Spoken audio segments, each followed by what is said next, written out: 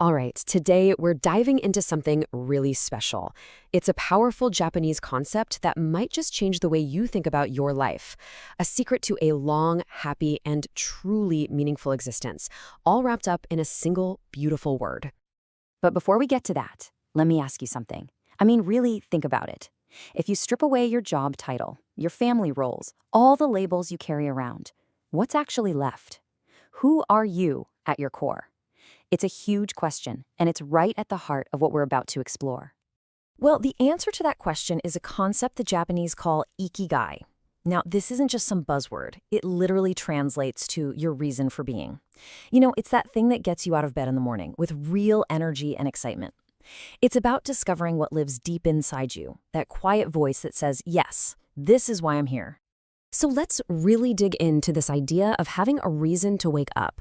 It's so much more than just having a daily routine. We're talking about a deep sense of purpose that pulls you forward even when things get tough. There's this incredible story about a Japanese woman who fell into a coma. And while she was unconscious, she kept hearing this voice asking her over and over, "Who are you?"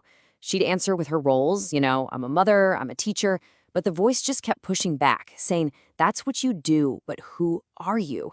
It forced her to realize she'd wrapped her whole identity in her roles, not her true self. When she finally woke up, she started her search for her real Ikigai. So how in the world do we actually find this reason for being? Well, there's a really popular way to visualize it, kind of like a Venn diagram. It's made of 4 overlapping circles, and they're designed to help you pinpoint your center by asking 4 simple but really profound questions. The first circle, it's all about passion. So what do you just absolutely love to do? What's that thing that makes you lose all track of time? The thing that fills you up with energy instead of draining it. We're not talking about money or skill here, just pure, simple joy. Okay, next up, what are you good at? This is about your skills, your talents, the things that just come naturally to you. What do your friends always say you're amazing at? It could be something you've studied for years, or maybe it's just a gift you were born with. The third circle is where we shift our focus outward. What does the world need? This is your mission. It's all about serving others, about using your passions and your skills to contribute something meaningful that's bigger than just you. And finally, we've got the practical side of things. What can you be paid for? This is your vocation. Because, let's be honest, we all have to make a living.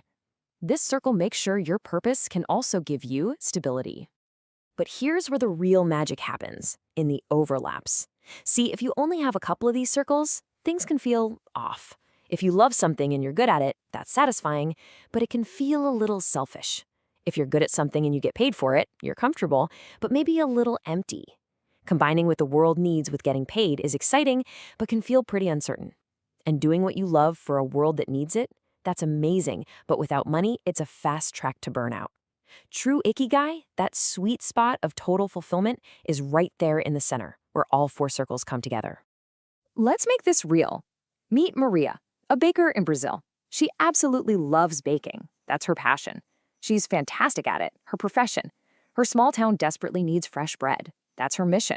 And she earns enough to make a living, her vocation. See, it doesn't have to be some grand save-the-world plan. Her Ikigai is simple, it's real, and it's complete.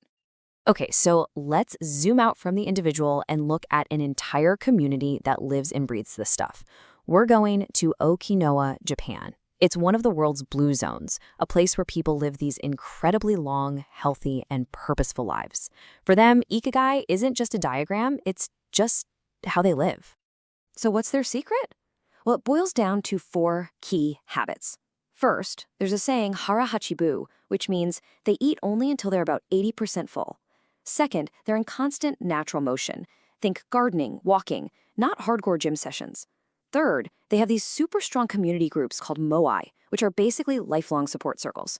And the big one, they have a purpose that never retires. They always have a reason to get up. And check out this piece of wisdom from a 102-year-old resident. It really gets to the heart of their mindset. They understand that life is going to throw problems at you, but they refuse to create a second unnecessary problem by worrying about it. That mental clarity is a huge part of why they're so resilient.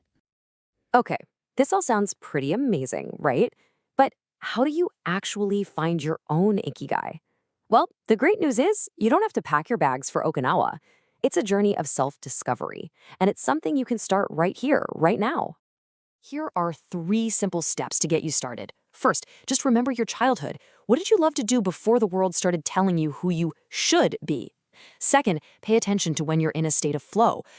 What activity makes you completely lose all track of time? And third, listen to people around you. What do they consistently compliment you on? These are all powerful clues. Finding your Ikigai usually isn't some big lightning bolt from the sky. It's often a quiet little discovery. Take Aisha, a hotel receptionist. A guest told her she was just amazing at showing them around her city. And that one little compliment sparked an idea.